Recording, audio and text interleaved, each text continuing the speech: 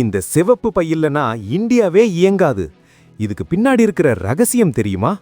இது வெறும் ஒரு பை இல்ல, உங்க ஒவ்வொருத்தரோட பணத்தோட தலையெழுத்து.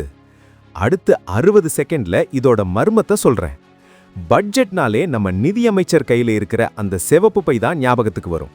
ஆனா இது ஏதோ இப்போ ஆரம்பிச்ச பழக்கம் கிடையாது. இதோட வேர் 1860ல, அதாவது பிரிட்டிஷ் ஆட்சி காலத்துல ஆரம்பிச்சது.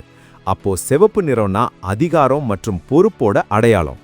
முக்கியமான நிதி ஆவணங்களை ஒரு ரகசிய பெட்டில வச்சு கொண்டு வர்ற அந்த பிரிட்டிஷ் பாரம்பரியத்தை தான் நாமளும் இத்தனை வருஷம் பின்பற்றிட்டு வந்தோம். நம்ம ஊரு நிதியமைச்சர்கள் பாராளுமன்றத்துக்குள்ள நுழையும் போது அந்த கம்பீரமான நடையும் சிவப்பு பையும் ஒரு தனி கெத்து தான்.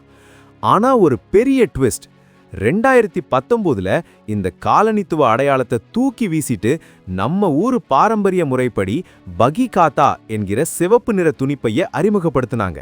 இது வெறும் மாற்றம் இல்ல, புது இந்தியாவுக்கான அடையாளம். அடிமைத்தனத்தின் அடையாளத்தை விட்டு விலகி நம்ம கலாச்சாரத்தை பட்ஜெட்லயும் கொண்டு வந்திருக்கோம். இனி வர்ற காலங்கள்ல இது டிஜிட்டல் பட்ஜெட்டா மாறினாலும் அந்த சிவப்பு நிறம் மாறவே மாறாது. உங்களுக்கு பழைய பெட்டி பிடிச்சிருக்கா இல்ல புது துணிப்பை பிடிச்சிருக்கா?